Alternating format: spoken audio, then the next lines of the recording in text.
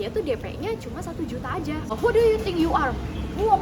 Langsung kan money changer sana, tapi dolar, jangan bawa rupiah kan. Gue mau cerita, karena kan kita juga sempat ngobrol ya kemarin tuh pengalaman, sempat sedikit ngobrol pengalaman gue di Turki kayak gimana.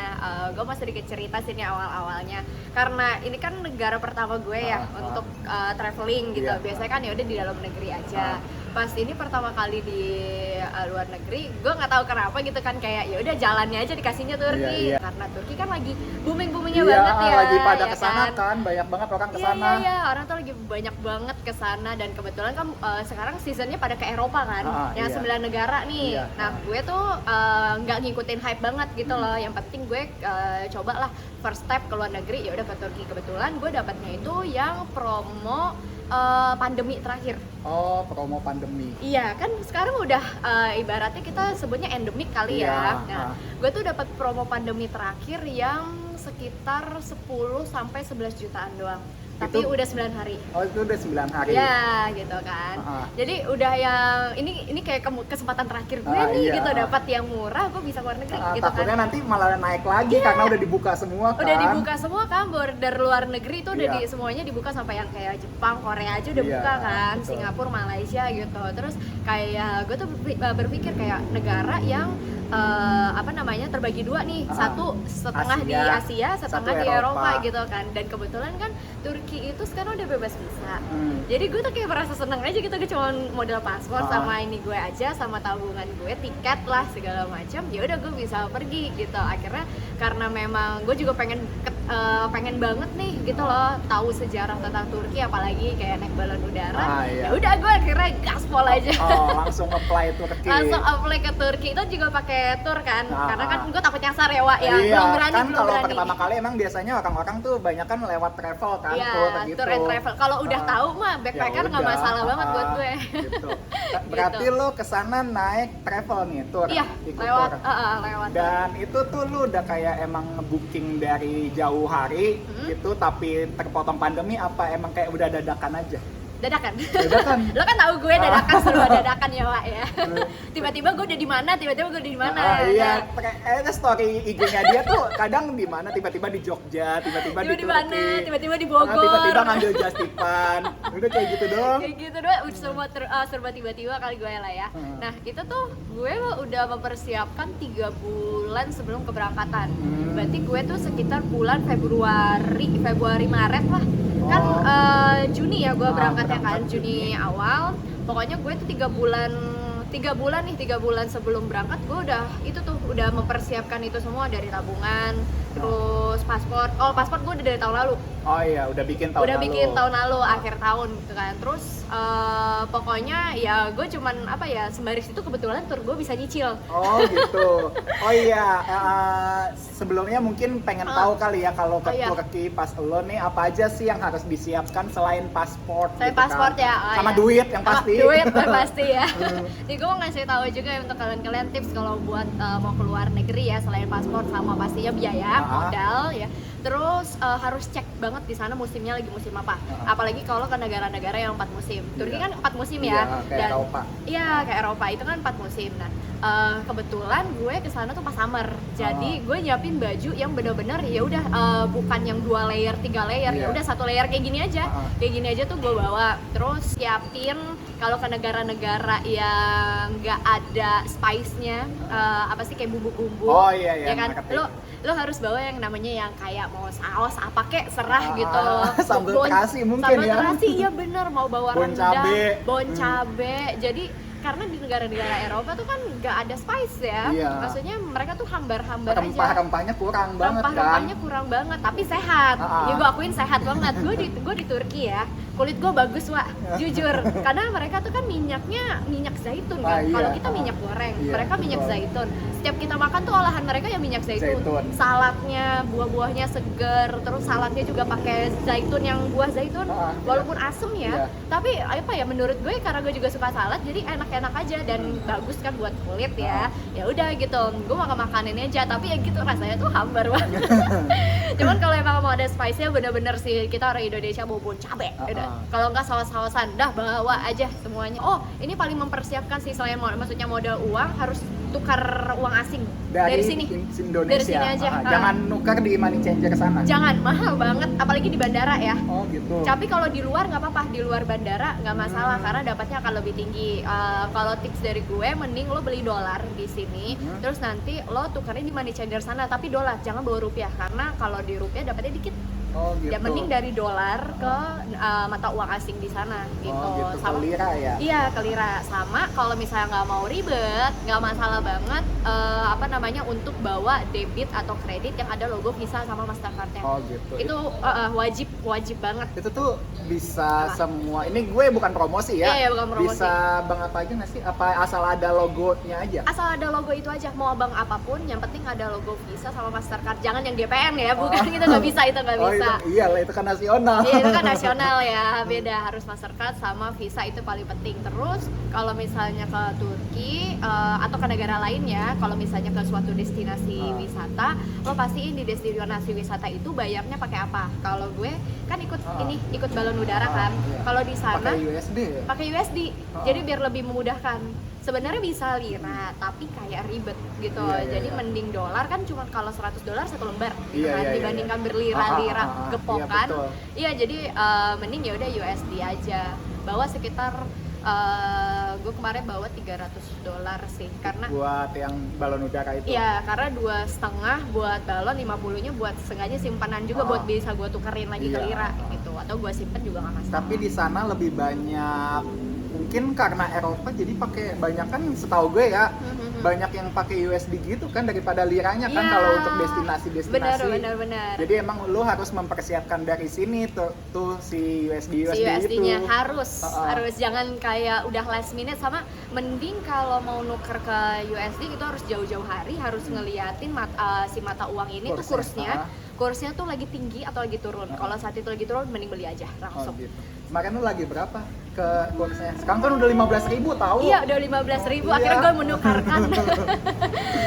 karena lumayan untung ya, Wak ya gitu. Jadi kemarin gue masih 14.200-an. Udah jauh ya berarti. Jauh ya, padahal lu baru sebulan kan? Baru sebulan gue. Itu udah gue naik 800 perak berarti. Nukerin gue bulan Mei akhir gue nukerin masih 14.100. Sekarang udah 15.000 ya. Iya. Tapi untung sih kalau punya tabungan dolar, untung banget. Ntar kalau turun beli lagi gitu aja. Nah, itu kan hal-hal yang harus disiapin nih sebelum keberangkatan kan. Bener. Nah, terus lu kan naik travel nih. Ya. Boleh dikasih tahu nggak travelnya apa? Oh iya. Gitu. Sekalian promosi aja aja. Gak apa-apa. Gue tuh pakai tour yang ininya masif banget, komersialnya tuh komersialnya tuh campaign-nya masif banget, traveling Eropa. Itu kan gue juga ragu sebenarnya ya, kayak kok murah banget gitu loh. Tapi ternyata lu udah compare sama yang lain juga? Udah. Dan kalau yang lainnya tuh gue harus DP sekitar 5-7 juta. Sementara waktu itu gue belum bisa tuh untuk DP segede gitu. Kalau DP-nya kecil-kecil kayak 1-2 jutaan gue masih bisa gitu kan. Karena maksudnya kan gue masih ada tagihan dari yang lain-lainnya yang masih harus gue urus gitu loh di saat itu. Terus pas gue compare, dia tuh DP-nya cuma 1 juta aja. 1 juta udah diurus. Jadi kayak lo 1 juta bisa berangkat lah ibaratnya gitu. Udah sama yang kayak ngurus paspor lo, maksudnya diurusin buat tiket segala macam. Pokoknya udah di book nama lo lah di situ dari 1 juta. Ya udah tuh dari itu kan 3 bulan sebelum ya.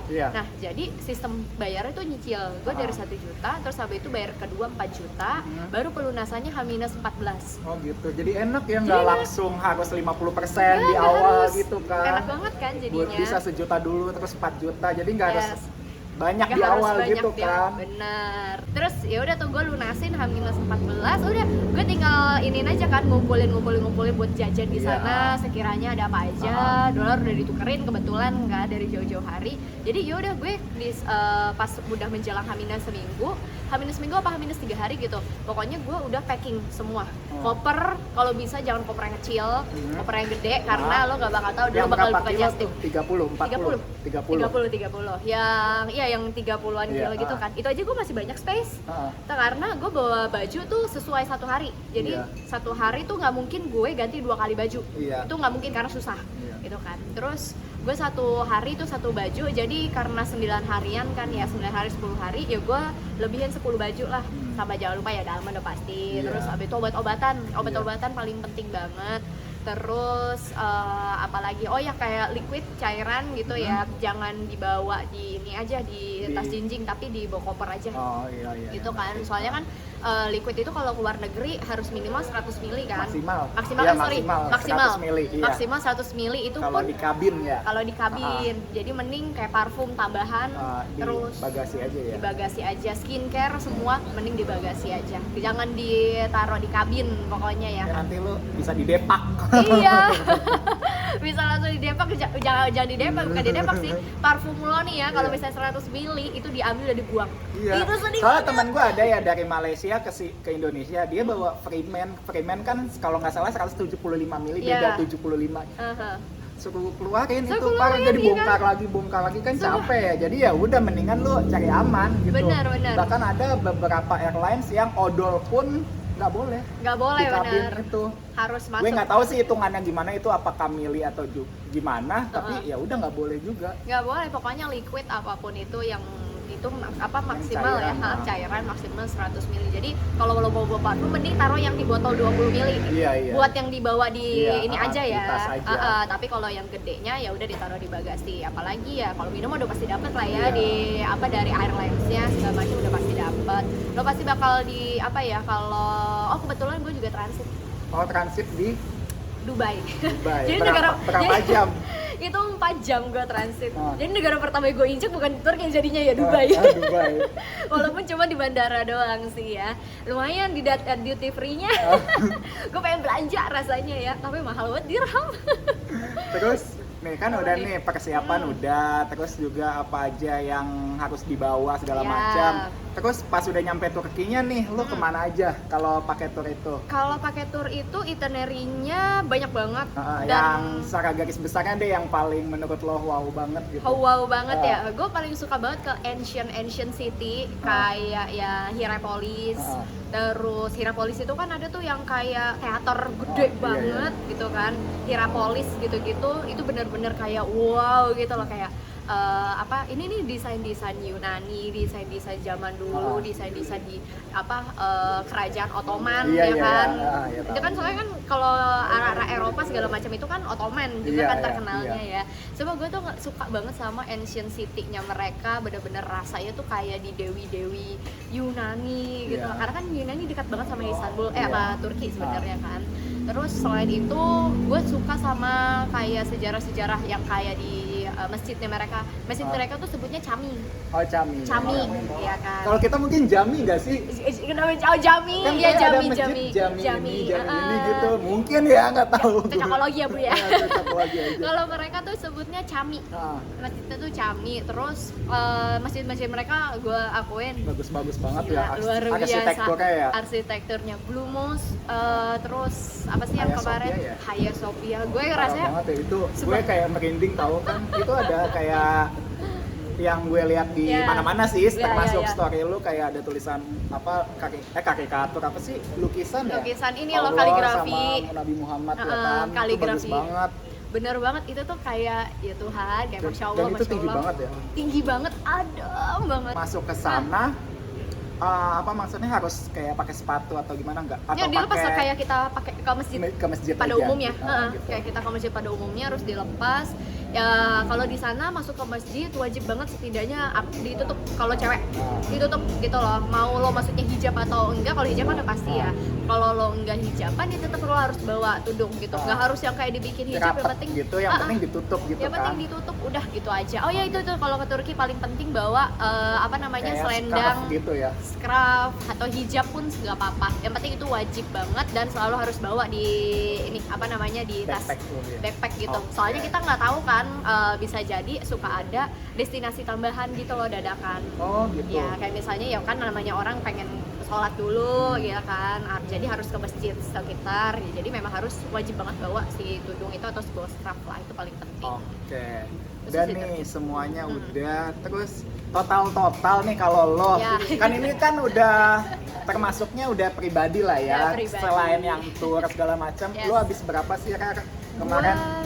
Total semua ya. termasuk sama kayak saving buat belanja segala macamnya. Oke, jadi total tuh kalau sama tour 11.250.000 nih. Itu yang sehitung-hitungnya gue ya. Terus ke balon udara itu $2,5 sekitaran 3 juta nyaris 4 jutaan. Iya. Ya kan? Kalau dihitungnya kurus pakai 15.000 ya. Iya. Sekitar ya segitulah. Iya. Terus abis itu jajan-jajan karena di sana kan murah banget ya, liranya lagi turun banget. Iya, lagi turun banget. Turun banget. Jadi lo kalau mau jajan di sana bener-bener serba murah parah gitu. Jadi gue tuh abis sekitar 1 juta sampai 2 juta itu juga sama udah modal just tip. Iya. 1 juta 2 juta Saya doang. sempat nge-just tip ke dia, Iya. dia abis itu dia pulang dia just tip ke gue. Gara-gara tukang just tip kurang just tipnya buat oleh-oleh. Karena waktunya juga lo kan tek gitu kan Iya. kalau travel kan. Kalau travel, kalau misalnya backpacker mah enak ya, gue bisa 1 hari di situ ya nggak apa-apa Iya, 1 hari. Kalau backpacker kan waktunya gue singkat banget, bener-bener sesingkat itu. Terus itu pokoknya 1 juta 2 jutaan lah ya total sama belanja segala macam. Gue di sana tuh habis sekitar 18.200.000-an. 18 juta, tapi 18 jutaan udah lah. all in ya, Udah all semuanya in. itu murah sih menurut gua, soalnya Yes. kayak lu udah bisa, itu udah termasuk belanja, tiket pesawat segala macam. Udah sama naik balon udara lagi. Udah naik balon udara, Ah. tapi kalau balon yang udara itu opsional ya, boleh Itu naik boleh enggak. opsional, boleh naik, boleh enggak Tapi karena kata-kata tergantung. orang pasti naik lah ya. Iya, Kayak tergantung kapan- cuaca. Kayak kapan lagi gitu nggak sih? Enggak, misalnya cuacanya bagus pasti rata-rata orang naik semua kan, Bener. rata-rata. Soalnya bakal nyesel banget sih sebenarnya. Mungkin Iya. ada beberapa orang yang kayak nganggapnya biasa aja. Tapi kalau Nggak sih, misalnya gue bagus sih. Gue lihat story-nya dia soalnya. tapi itu Kayak benar-benar Masya Allah banget. Masya Allah ya. Gue tuh rasanya kayak bikin zikir mulu, tau gak sih? Karena itu tuh keindahan yang dibuat sama manusia digabung sama keindahan alam yang Tuhan bikin gitu loh.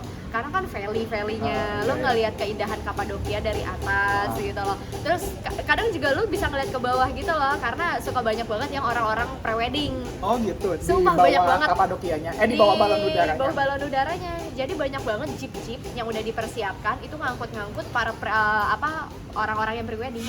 Yang pakai, lo tau kan pakai gaunnya megar-megar. Iya, Nah tahu. itu.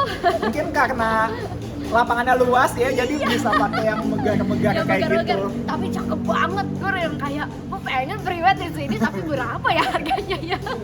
Tapi emang bagus banget, cantik banget. Terus balon-balonnya kan bener-bener warna-warni Iya. gitu kan. Itu bener-bener gila sih, Masya Allah banget rasanya. Dan lo bisa ngeliat sunrise Oh, karena lo berangkatnya pagi buta, iya, gue ngeliat di story Iya kan, lo kayak ada masih story gue. agak gelap gitu kan. masih agak gelap gitu. Pas kita naik itu udah sunrise tuh, wah itu tuh cantik banget, bener-bener cantik. Terus pas turunnya ya, yang paling pas turunnya itu tuh landingnya nggak yang kayak guduk-guduk gitu loh. Tapi kayak smooth gitu ya? banget, smooth banget. Terus udah deh, abis itu ada pesta champagne. Tapi champagne-nya halal kok, tenang aja. Iya. Kan Turki negara Iya. 90-an persennya itu Islam tuh kan? ya Islam. Iya. Ya walaupun 11-12 kayak kita Iya, juga lah, yang ah. nggak Islami banget gitu loh. Tapi mayoritasnya Islam. Tapi mayoritasnya Islam. What do you think you are? Boom, langsung kan. Please go on. Please, nggak berlaku.